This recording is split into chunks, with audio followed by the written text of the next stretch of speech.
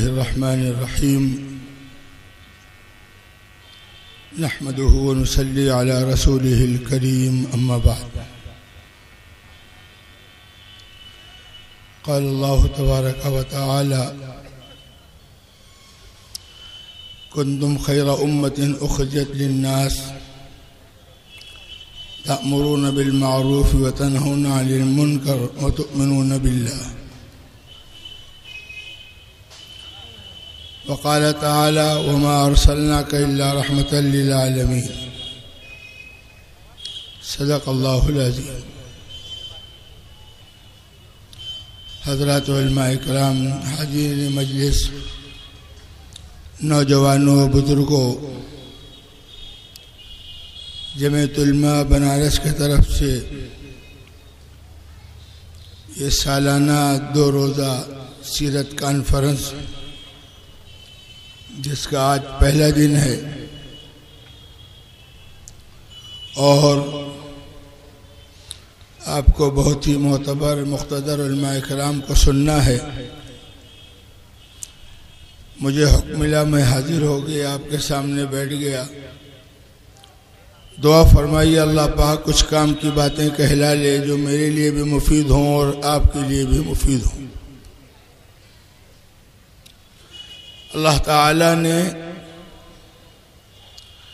इंसानों की हिदायत के लिए इंसानों में से कुछ बंदों को मुंतखब फरमाया और उनको नबी, रसूल और पैगंबर बनाया। कमोबे 1.25 लाख नबी, रसूल और पैगंबरों ने इंसानों को उनका मकसद पैदाइश और उनके रब और पालनहार का तारुफ कराकर रब का सच्चा बंदा बनने का तरीका बतलाया और तलकीन की। सबसे आखिर में अल्लाह ताला ने अपने आखिरी पैगंबर, अपने हबीब सरवर दो आलम जनाब मोहम्मद रसूलुल्लाह सल्लल्लाहु अलैहि वसल्लम को मबूस फरमाया और आप सल्लल्लाहु अलैहि वसल्लम पर नबूवतों की और शरीयतों की और किताबों की तकमील फरमा दी और ऐलान कर दिया कि अब ये फाइनल दीन है, मुकम्मल दीन है। क़यामत तक अब इसमें कोई तब्दीली नहीं होगी। क़यामत तक आने वाले इंसानों को अल्लाह के आखिरी नबी हज़रत मोहम्मद सल्लल्लाहु अलैहि वसल्लम की इत्तिबा और आपके तरीक़े पर चलकर कामयाबी हासिल करनी होगी। ये बात हम सब जानते हैं कि पिछले अंबिया किराम जितने भी दुनिया में आए वो अपने अपने वक्त के लिए अल्लाह की तरफ से हिदायत लेकर आए।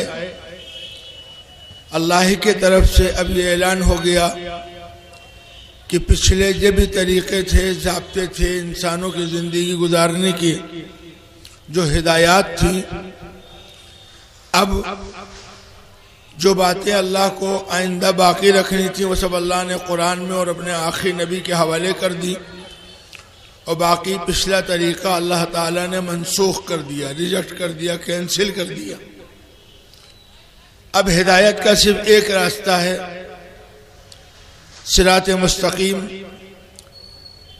और ये ऐसा अहम मामला है कि अल्लाह ताला ने खुद अपने बंदों को इस हिदायत के रास्ते को पाने और इस पर चलने के लिए दुआ तलकीन की।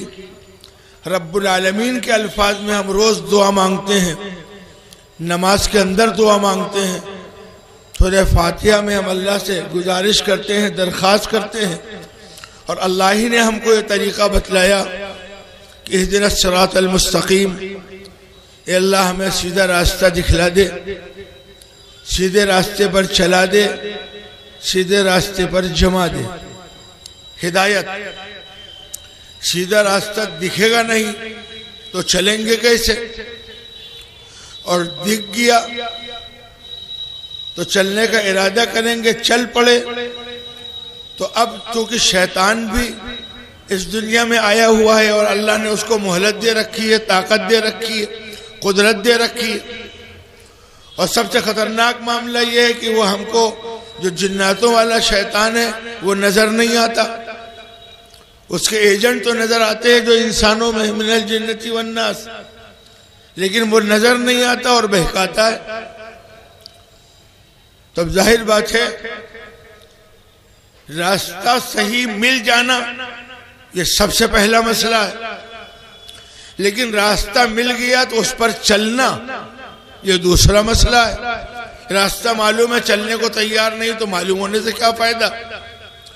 और चलने के बाद उसी पर चलते रहना यहां तक कि अल्लाह के पास पहुंच जाए, यानी ईमान पर खात्मा, हिदायत पर आखिरी सांस तक बाकी रहना।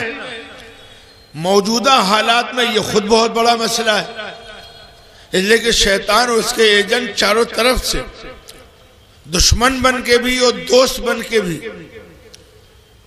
इस कोशिश में और तगोदों में लगे हैं कि हमको रास्ता सही मिले ना, और अगर मिल जाए तो हम चले ना, और अगर किसी एतबार से तरगीब देकर समझ में आ जाए चलना शुरू करें तो चलने पर बाकी ना रहे, कहीं भी रास्ते से कट लग जाए। तो रब्बुल आलमीन ने ये दुआ तलकीन की, और इतनी अहम दुआ है कि आप सब जानते हैं हर नमाज में इमाम के पीछे तो इमाम पढ़ता है और हम आमीन कहते हैं, और अकेले पढ़ते हैं तो हम खुद मांगते हैं, वरना इमाम के मांगने पर हम कहते हैं अल्लाह इसको कबूल फरमा ले। इहदिनस सिरातल मुस्तकीम, अल्लाह सीधा रास्ता दिखला दीजिए, सीधे रास्ते पर चला दीजिए, सीधे रास्ते पर जमा दीजिए, यानी आखिर सांस तक हम सीधे रास्ते पर बाकी रहें। ये तीनों मजमून इसमें मौजूद है। और फिर आगे सिरात मुस्तकीम क्या है, कैसे पता चलेगा सिरात मुस्तकीम? क्या कुरान सिरात मुस्तकीम है, हदीस सिरात मुस्तकीम है, नबी का तरीका सिरात मुस्तकीम है, लेकिन हम लोगों को क्या अपने से पूरा कुरान समझ लेंगे? क्या अपने दिमाग से हदीस समझ लेंगे? तो अल्लाह ही की बतलाई हुई दुआ है सिरातल लज़ीना अनअमत अलैहिम, उन लोगों का रास्ता जिन पर आपने इनाम फरमाया। यानी अल्लाह ताला ने कुछ लोगों को नमूना और आइडियल बनाया है जिन पर अल्लाह ने इनाम फरमाया है, वो जन्नत में जाने वाले हैं। उन लोगों का रास्ता अपना लेंगे। जाहिर बात है वो लोग कौन है? अंबिया इकराम है, आखिरी पैगंबर है, और पैगंबर के चहीते शागिर्द सहाबा इकराम है। खुद एक जगह कुरान में अल्लाह ने फरमाया कि देखो अगर तुमने नबी की मुखालिफत की, हिदायत वाज़ेह हो चुकी, जो हिदायत की दुआ मांग रहे हैं अल्लाह ने ये हिदायत क्लियर कर दी है, वाज़ेह हो चुकी है। हिदायत नामा आ चुका है कुरान की शक्ल में, हिदायत नामा आ चुका है आखिरी पैगंबर की शक्ल में, हिदायत नामा आ चुका है आखिरी शरीयत के शक्ल में, दीन इस्लाम, मजहब इस्लाम, ये हिदायत नामा आ गया है। अब अगर तुम इसके खिलाफ वर्जी करते हो और इस पर नहीं चलते, अपनी अलग राह, अपनी राह बनाते हो, तो खतरा। बिल्कुल क्लियर कर दिया अल्लाह ने। वहां भी अल्लाह ने फरमाया वमन युशाक़िक़िर रसूल मिन बादि मा तबय्यन लहुल हुदा, जिसने रसूल की मुखालिफत की। हजरत मोहम्मद सल्लल्लाहु अलैहि वसल्लम हमारे लिए आइडियल और नमूना। अब नबी की मुखालिफत हम करें, नबी के तरीके की, नबी के बात की, नबी के जात की, नबी के काम की, तो खत्म फिर हमारा काम। और आगे अल्लाह ने फरमाया रसूल की मुखालिफत के साथ रसूल के चहीते शागिर्दों के तरीके से हटकर कोई नई राह अपनाई। वमन युशाक़िक़िर रसूल मिन बादि मा तबय्यन लहुल हुदा, जिसने रसूल की मुखालिफत की हिदायत के वाज़ेह हो जाने के बाद, क्लियर हिदायत नामा बिल्कुल वाज़ेह तौर पर आ गया है, अब कोई शुबा नहीं उसमें।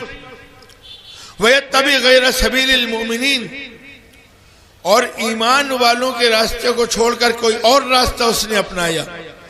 ये ईमान वाले कौन है? जाहिर बात है पहला मिज़दाक सहाबा इकराम है।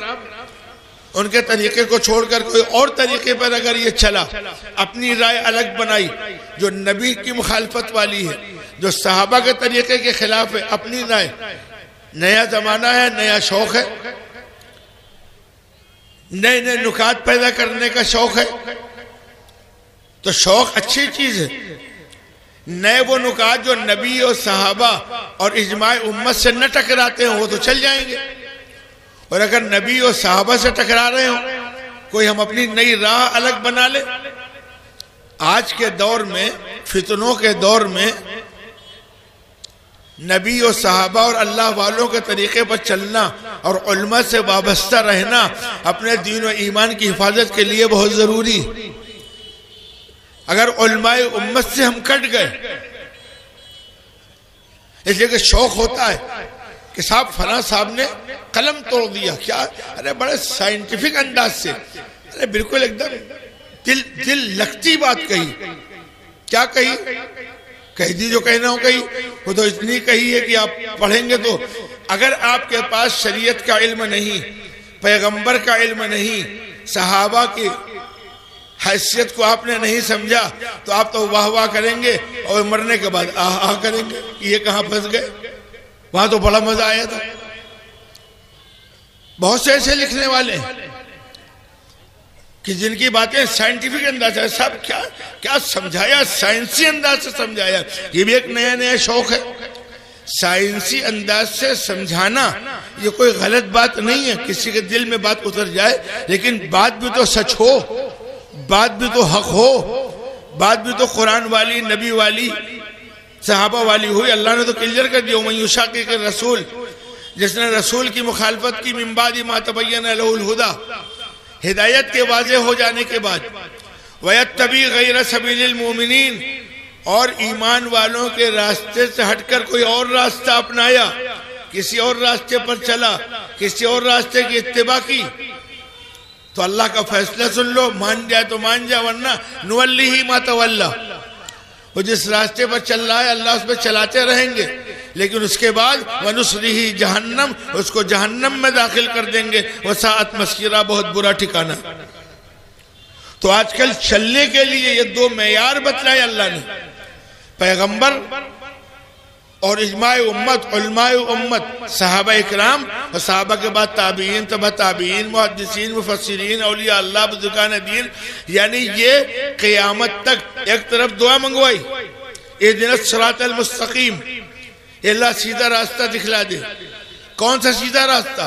हमारा भी दावा है कि हम सीधे रास्ते पर हैं, आपका भी दावा है हम सीधे रास्ते पर हैं। फैसला कौन करेगा? सिरातल लज़ीना अनअमता अलैहिम, उन लोगों का रास्ता, उन लोगों का रास्ता जिन पर आपने इनाम फरमाया। और एक तरफ ये फरमा दिया अल्लाह ने, वमन युशाक़िक़िर रसूल मिन बादि मा तबय्यन लहुल हुदा वयत्तबी गैर सबीलिल मोमिनीन। यानी अल्लाह ने आइडियल बनाया है अपने नबी को और कुछ खास मुंतखब बंदों को नमूना बनाया है। ये कह के आप बच के नहीं निकल सकते कि साहब बस हमको नबी की बात, नबी ने भी तो किसी को समझाया, नबी सल्लल्लाहु अलैहि वसल्लम ने भी तो किसी को तालीम दी। अल्लाह ताला ने अपने आखिरी नबी को नमूना बनाया है, ये सही है। लक़द कान लकुम फ़ी रसूलिल्लाहि उस्वतुन हसना, रसूलुल्लाह की जिंदगी बेहतरीन नमूना है और यही नमूना है। लेकिन अल्लाह ताला ने अपने नबी को जो शागिर्द अता फरमाए, अगर यूं कहा जाए कि अल्लाह ताला ने अपने नबी को नमूना बनाया और इस नमूने के सांचे में अल्लाह ताला ने 1.25 लाख नमूने ढलवाए और अपने नबी से ढलवाए, और उस सांचे में ढलवा करके अल्लाह ने सनद दे दी, हाँ ये सही ढल गए हैं, ये आपके नमूने के मुताबिक हो गए। अब जो सहाबी जहां गया वो नबी का इल्मी नमूना भी बनकर गया और अमली नमूना भी बनकर गया। हम आप कहते हैं सब हर काम सुन्नत के मुताबिक करो, इत्तिबाए सुन्नत ये कामयाबी की कलीद है, बुनियाद है।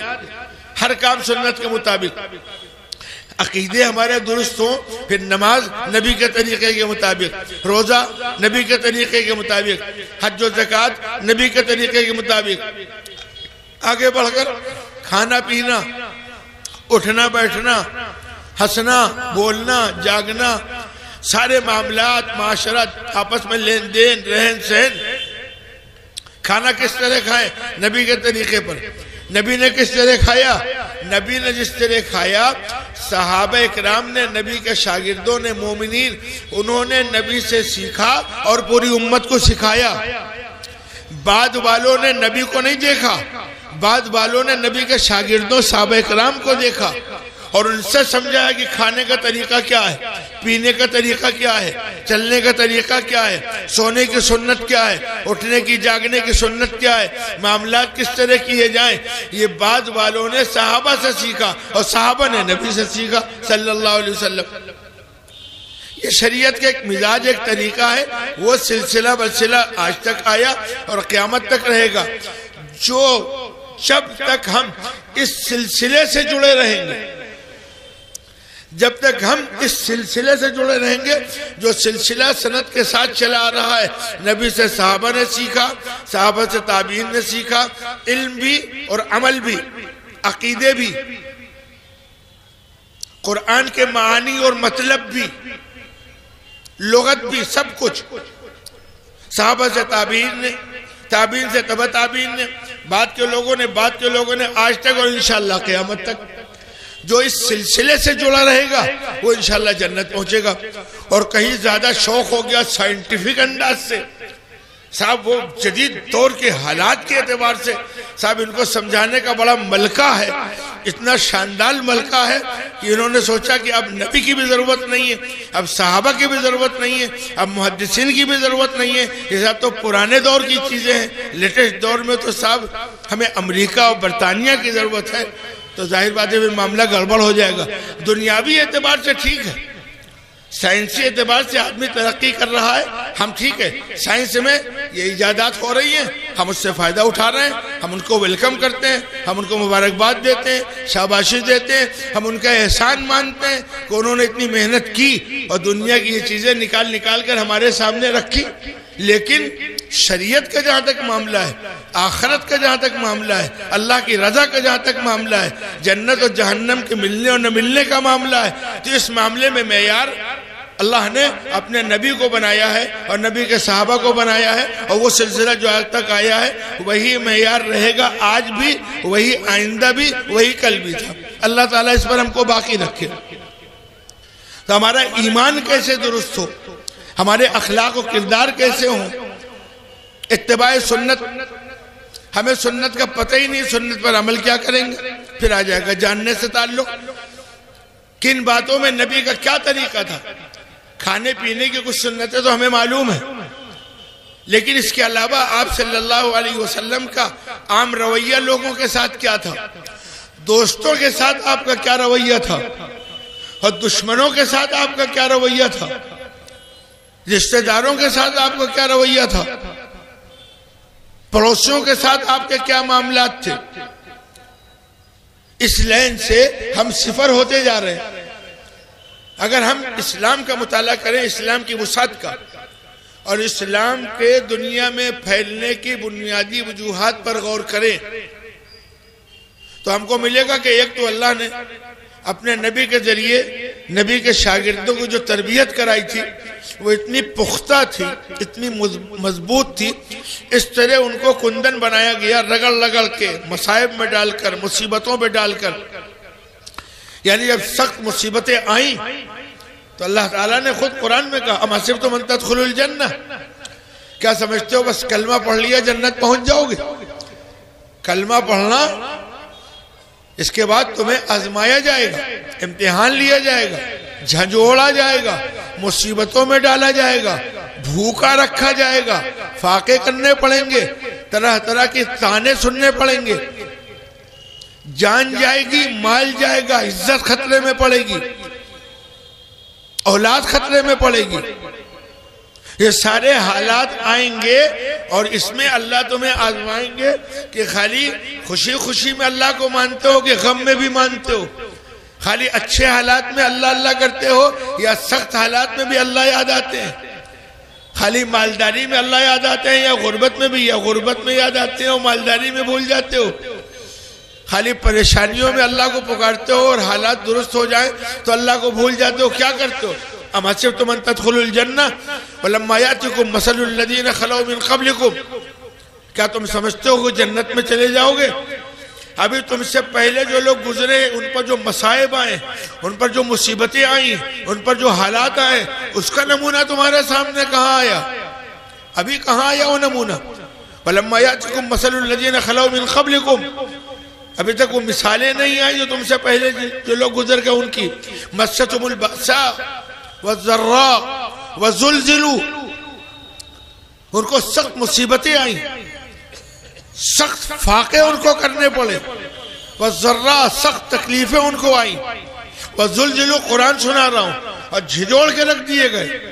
हत्ता यक़ूल रसूल वल्लज़ीना आमनू माअ, यहाँ तक कि रसूल जो सबसे ज्यादा सब्र करने वाले और सबसे ज्यादा बर्दाश्त करने वाले और सबसे ज्यादा अल्लाह के फैसले पर राजी रहने वाले होते हैं, वो पुकार उठे और ईमान वाले पुकार उठे, मता नसरुल्लाह, अल्लाह मदद कब आएगी, अल्लाह मदद कब आएगी। अला इन्ना नसरुल्लाहि करीब, सुनो अल्लाह की मदद करीब, अल्लाह की मदद करीब। इन हालात से जब पिछली उम्मत गुजरी तो इस उम्मत को गुजरना पड़ेगा। जब इन हालात से अल्लाह के सबसे ज्यादा चहीते हबीब, महबूब, प्यारे, दुलारे पैगंबर गुजरे हैं तो पैगंबर की उम्मत नहीं गुजरेगी। हक था कि जिनके सदके में अल्लाह ने दुनिया बनाई, जो कायनात में हमारे ईमान और अकीदे में सबसे बड़े, हजरत मोहम्मद सल्लल्लाहु अलैहि वसल्लम से आला और अफजल इंसानों में, जिन्नातों में, फरिश्तों में कोई दूसरा नहीं, जो अल्लाह के हबीब हैं, जिनको अल्लाह ने मेराज में वहां बुलाया। आप सब आपने सुना बार बार, कहां बुलाया अल्लाह ने, अल्लाह ही जानते हैं कहां बुलाया, कहां तक बुलाया, लेकिन कितने मसाइब के बाद बुलाया, कितनी मुसीबतों के बाद बुलाया, कितने इम्तिहानात के बाद बुलाया। जिस पैगंबर को अल्लाह ताला ने कायनात का सरदार बनाया हो, ये सारे नबियों का सरदार बनाया हो, इमामुल अंबिया बनाया हो, मेराज में अल्लाह ताला ने सारे नबियों को बैतुल मक़दिस में भेजा है और हजरत मोहम्मद सल्लल्लाहु अलैहि वसल्लम ने उनकी इमामत फरमाई है, नमाज पढ़ाया है सारे अंबिया इकराम को। इमामुल अंबिया खाली यूं ही लफ्ज नहीं कि अकीदत का कोई लफ्ज हो, प्रैक्टिकल अल्लाह ताला ने दिखलाया, वो तो इमामुल अंबिया है ही। कुरान के हवाले से आपका जो मकाम और मर्तबा है, और उस मर्तबे को अल्लाह ने मेराज में जहां बुलाया, वो तो बुलाया सारे अंबिया इकराम को बैतुल मक़दिस में भेजकर और आका सल्लल्लाहु अलैहि वसल्लम की इमामत में नमाज पढ़वाई। इतना बड़ा मकाम है, लेकिन पोजीशन क्या है, इम्तिहान कैसा है। इम्तिहान ये है कि जो पत्थर मारना और गालियां लोगों का देना और रास्ते में कांटा बिछाना, बाइकाट कर दिया लोगों ने। और कितना खतरनाक बाइकाट किया कि कोई बातचीत नहीं करेगा। जरा गौर से सुनिएगा, मौजूदा मुल्की हालात और दुनिया के हालात के हवाले से मैं ये वाकया सुना रहा हूँ, और मुझे खाली उसमें सिर्फ एक नुक्ता बयान करना है, वरना वाकया सब आपका जाना हुआ है, कोई नई बात नहीं कर रहा। मैं जो कहने जा रहा हूँ वो जब कहूंगा तब तो तवज्जो दिलाऊंगा कि ये मुझे कहना है।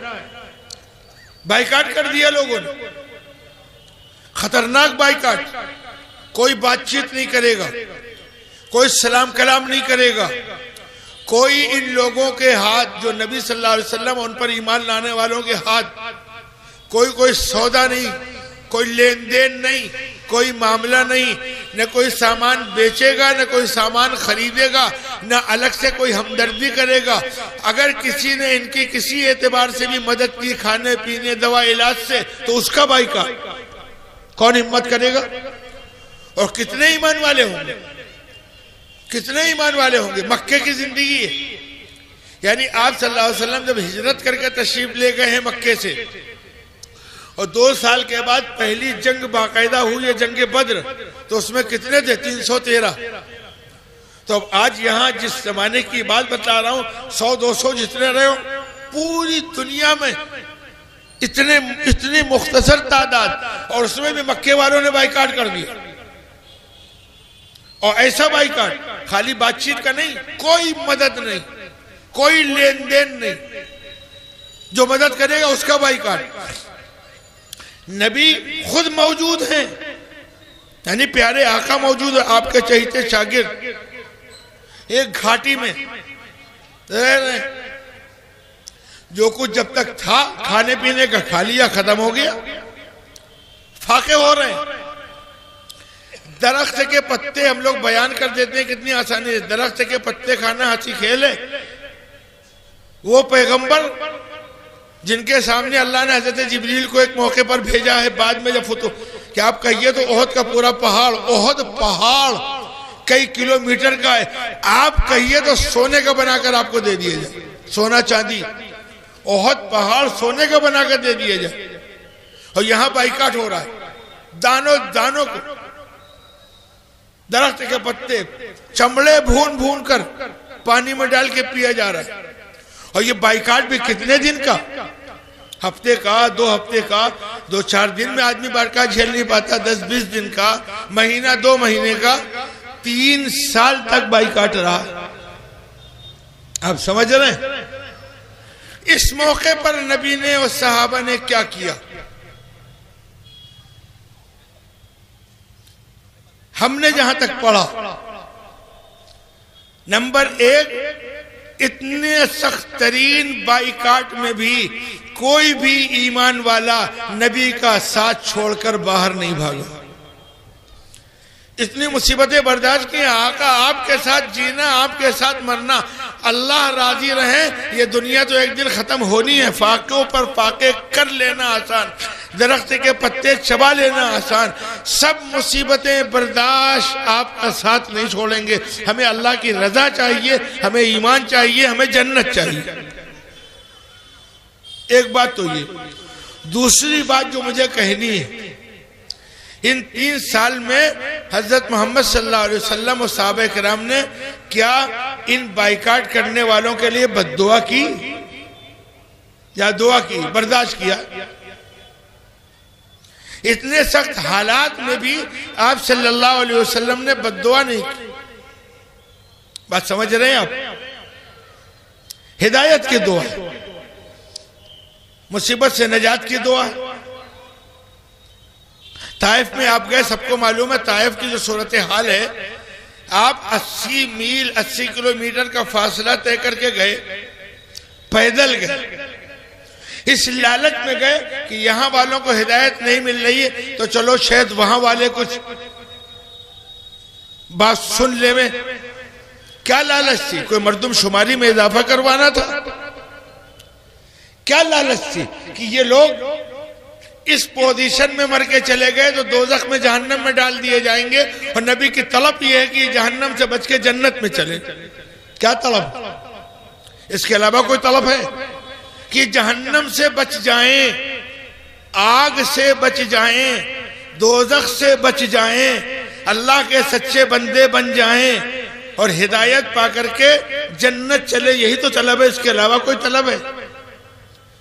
हमारे दिलों में आज की तारीख में नबी सल्लल्लाहु अलैहि वसल्लम की ये सीरत, सहाबा की ये सीरत, इसका 100 और 1000वां हिस्सा भी तलब है कि हमारे अंदर ये तलब पैदा हो कि जो भी इंसान अल्लाह से कटा हुआ है वो अल्लाह से जुड़ जाए, जहन्नम से बच जाए, मुसीबतों से बच जाए, तकालीफ से बच जाए। क्या इस जज्बे का कोई हिस्सा हमारे दिल में है?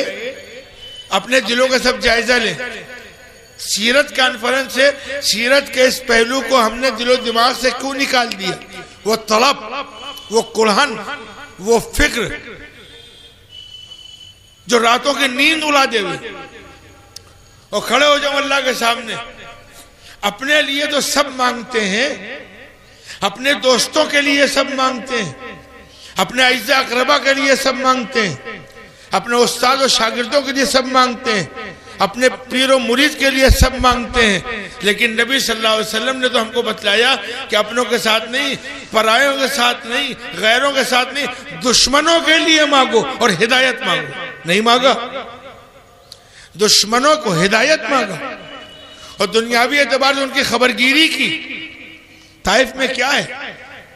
हमारा मामला ये कि हम कहें मजबूर हैं तो क्या करें? साहब सब्र करो, तो सब्र न करेंगे तो करेंगे क्या? जब उलमाए किराम सब्र की तलकीन करते हैं तो हमारा जोशीला नौजवान कहता है कि इन मौलवियों ने तो और जनाजा निकाल दिया है, ये खाली बुज़दिली सिखाते हैं। उसको मालूम नहीं कि बुज़दिल आदमी तो सब्र कर ही नहीं सकता, वो तो मजबूर है।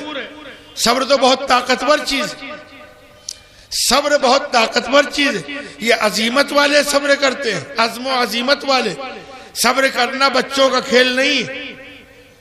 कुरान पढ़िए अल्लाह ताला ने किस किस मौके पर, देखिए नबी सल्लल्लाहु, हमारी तो मजबूरी है, हम सुना चुके हैं आपको। कोई फकीर जा रहा था रोटी वोटी मांग करके खाने के लिए, हमारा सब्र का हाल ये है कि बेचारे ने मांगा रोटी दो चार, और उसके बाद एक नल के पास बैठा खाने के लिए, गया पानी के लिए, तो उसका रोटी का टुकड़ा कुत्ता उठा ले गया। कौन उठा ले गया? तो आगे देखा कि मेरा रोटी कहाँ गई, देखा कुत्ता, तो दौड़ाया कुत्ते को। अब कुत्ते को पकड़ना आसान है, रेस में क्या आप जीत पाएंगे उससे? अद्दा मारा होगा, गुम्मा मारा होगा, धुत जो भी किया हो, लेकिन रोटी नहीं मिली, वो आगे निकल गया तो कहता जा सदका किया, जा सदका किया। तो ये तो मजबूरी का सौदा है, सदका न करेगा तो रोटी तो मिलनी नहीं है। हमारा सब्र भी मजबूरी का है, और उसमें भी उल्मा पर तंज और ताने हैं कि साहब मौलवियों ने चौपट कर दिया, कहते हैं जिहाद का फतवा दो, और किसी कहते जाओ जिहाद करो तो घर में घुस जाता है, सब भूल जाता है जिहाद, खाली लफाजी का शो। हाँ, बहुत से लफाज है मुल्क में, हम आपको शायद हमने बतलाया हो, हकीकी वाकया। कभी 10-20 साल पहले हमने अपने बड़ों से सुना कि कानपुर में एक साहब रोज आना के किसी मौलाना साहब कहते मौलाना जिहाद का फतवा नहीं देते, जिहाद का फतवा नहीं देते। उनके मोहल्ले में झगड़ा हो गया, फसाद हो गया। लोगों ने कहा वो मुजाहिद कहाँ है, वही लाओ। अब टेंशन है, आमने सामने लोग, मुकाबला चल रहा है, बिरादरान वतन से हो गया फसाद, बहुत पुरानी बात है। तो उनको ढूंढा गया, तो घर के अंदर चारपाई के नीचे घुसे हुए नारे तकबीर अल्लाह अकबर, सारा जिहाद चला गया। हजरत मोहम्मद सल्लल्लाहु अलैहि वसल्लम को ताइफ में जो अजियत दी गई, और जिस तरह आपके साथ सलूक किया गया, और जिस तरह पत्थरों की बारिश की गई, और बैठने भी नहीं दिया गया। अरब वालों की मेहमान नवाजी, मशहूर मेहमान नवाजी से इनकार कर दिया। इतना लंबा सफर करके गए, पानी पिलाने और नाश्ते से इनकार कर दिया। कहा बस निकल जाओ मेरे इलाके से, तुम्हारी बात, और जो ताने दिए उसको मैं छोड़ रहा हूँ। और नौजवानों को लगा दिया, आप पर पत्थरों की बारिश हो रही, पूरा बदन लुहान है, पैर के तलवे खून से चिपक गए। एक जगह आप सल्लल्लाहु अलैहि वसल्लम बैठे तक के, तो मोढ़ा पकड़ के उठा दिया कि तुम्हें यहाँ बैठने की इजाजत नहीं। इतने सख्त तरीन अज़ियत में और मुसीबत में अल्लाह ताला ने हजरत जिब्रील को भेजा, इख्तियार दिया। मैं ये कहने जा रहा हूं, पावर, इख्तियार दिया। हजरत जिब्रील हाजिर होकर कह रहे हैं कि आप इजाजत दें तो इन दोनों लोगों, ताइफ की बस्ती वालों को इस तरह हलाक कर दें, पहाड़ों को मिलाकर पीस कर रख दें। तो आपको नहीं मालूम, इतने सख्त हालात में पावर मिलने के बाद इतनी सख्त अज़ियत, हो पूरा बदन खून से तर, लूह लुहान, सर से पैर तक जख्मी, और हजरत जिब्रील इख्तियार दे रहे हैं कि आप कहिए तो इन सबको हलाक कर दे और बर्बाद कर दे, कोई भी नहीं बचेगा। क्या सलूक किया था पैगंबर सल्लल्लाहु अलैहि वसल्लम? क्या बद्दुआ दी थी? क्या इख्तियार दिया था हजरत जिब्रील को? बल्कि ये कहा था जिब्रील ये नहीं जानते इनकी औलादें जानेंगे, ये ईमान नहीं लाते इनकी औलादें ईमान लाएंगी। और कहीं मैंने पढ़ा, बड़े दिल को लगती बात है कि हजरत जिब्रील से तो इनकार कर दिया। गौर से सुनिएगा, और शायद नबी ने ये सोचा हो कि कभी कभी अदालतें खुद से नोटिस भेज देती हैं, किसी ने कोई मुकदमा दायर किया हो न किया हो, तो जिब्रील को तो मना कर दिया, लेकिन अल्लाह को जलाल आ जाए और अल्लाह अपने महबूब के साथ इस सलूक पर सबको हलाक कर दे, तो इधर हजरत जिब्रील से मना किया और उधर हाथ उठा दिया, ए अल्लाह, अल्लाहुम्मा हदी कौमी फइन्नहुम ला यअलमून, ए अल्लाह मेरी कौम को हिदायत दे दे, वो जानती नहीं, वो हमें जानती नहीं। इस नबी की सीरत का कोई हिस्सा हजारवां लाखवां हम वो मकाम नहीं पा सकते। क्या इस सीरत का कोई हिस्सा हमारे पास मौजूद है आज? अल्लाह ने कुरान में कहा था कुंतुम खैरा उम्मा, तुम बेहतरीन उम्मत हो, उखरिजत लिन्नास। हजरत थानवी की तशरीह के मुताबिक लाम नफे का, तुमको सारे इंसानों के नफा के लिए पैदा किया गया। किसके लिए पैदा किया गया था? सारे इंसानों का नफा, उखरिजत लिन्नास, सारे इंसानों का नफा तुमसे वाबस्ता। गौर से सुनिएगा, तामुरून बिल मारूफ व तनहूना अनिल मुनकर, सबसे बड़ा नफा आखिरत का नफा, दुनिया का भी नफा, आखिरत का भी नफा। अम्र बिल मारूफ और नही अनिल मुनकर, भलाइयों को फैलाना, बुराइयों को रोकना, तौहीद को फैलाना, शिर्क से रोकना, सुन्नतों को फैलाना, बिदअत से रोकना, और दुनियावी एतबार से सारे इंसानों की भलाई, सारे इंसानों का नफा हमसे वाबस्ता है।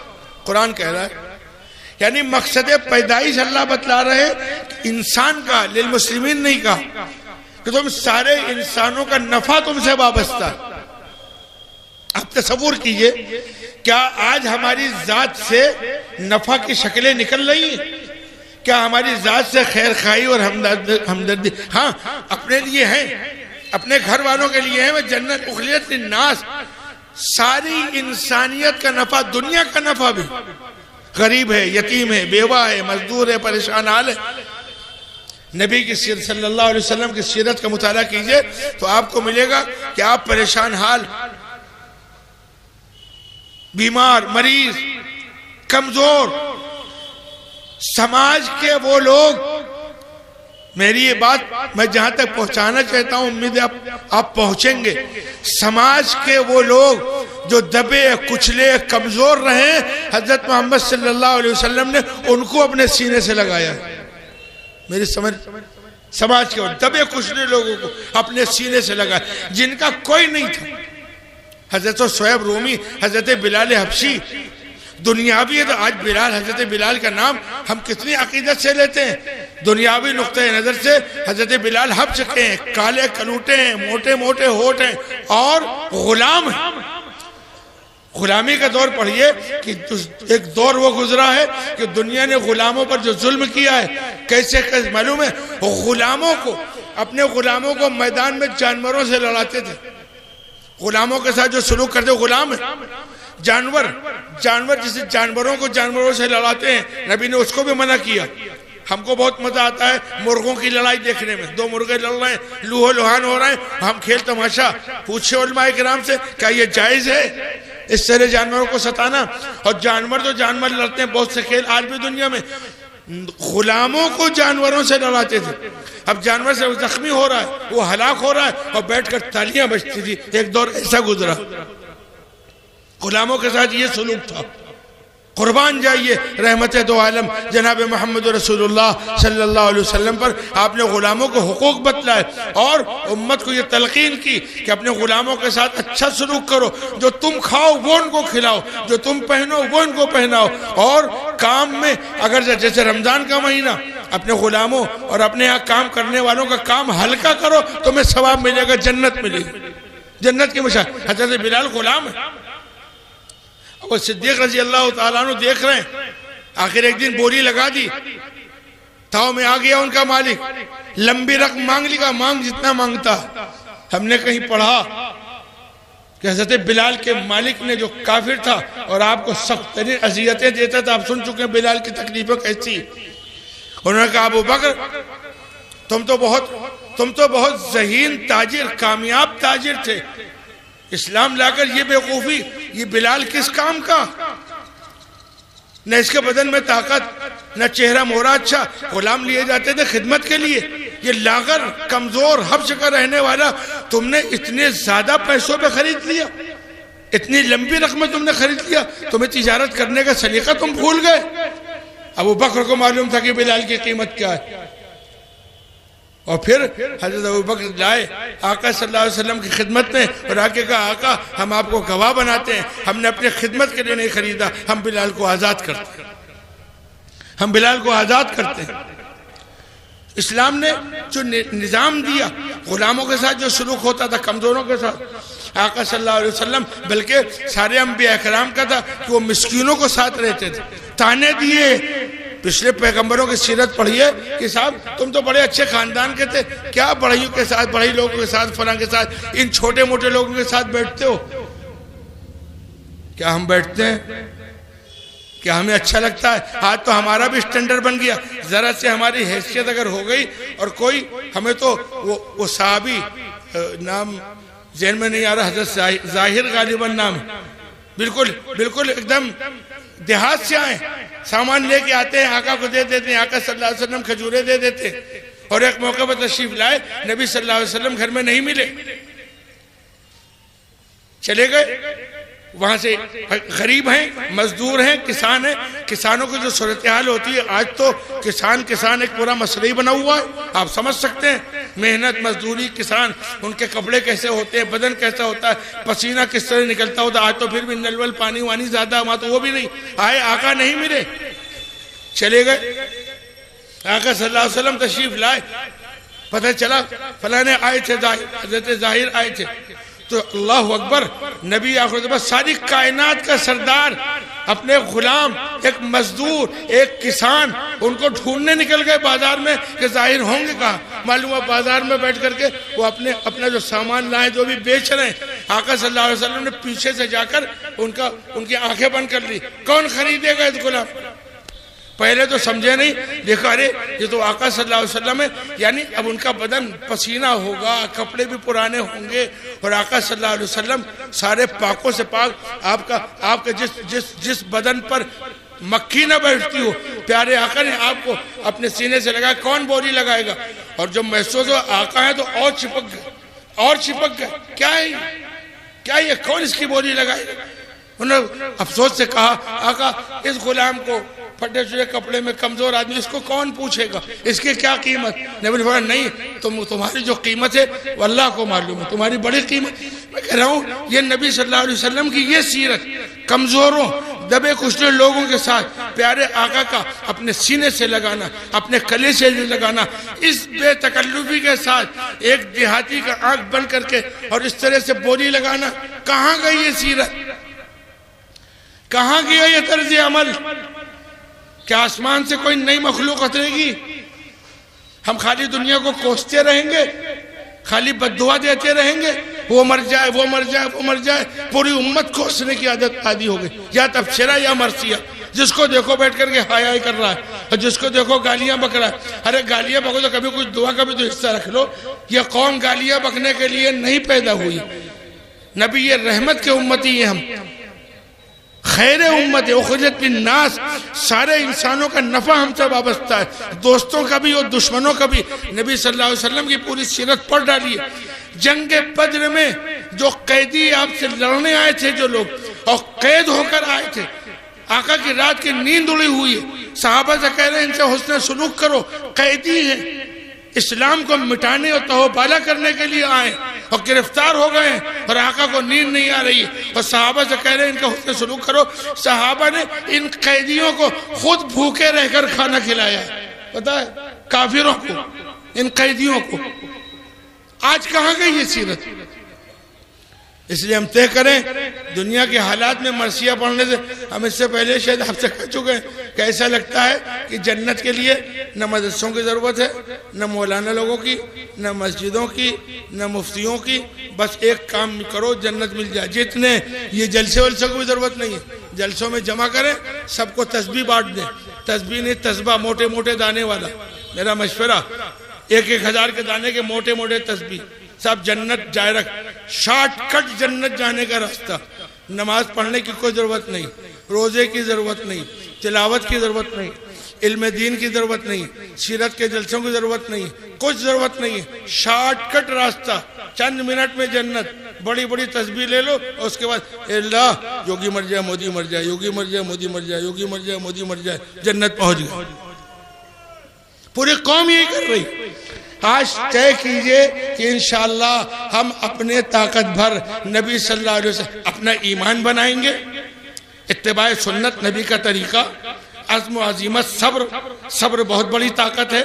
और उसके साथ साथ हम दोस्तों और दुश्मनों के साथ हुस्न सुलूक करेंगे, अच्छे अखलाक से पेश आएंगे। मेरी आखिरी बात देखिए, नमाज आपका पर्सनल मामला, रोजा आपका पर्सनल मामला, हज जहां आप करने जाते हैं वहां आप ही होते, कोई नहीं होता।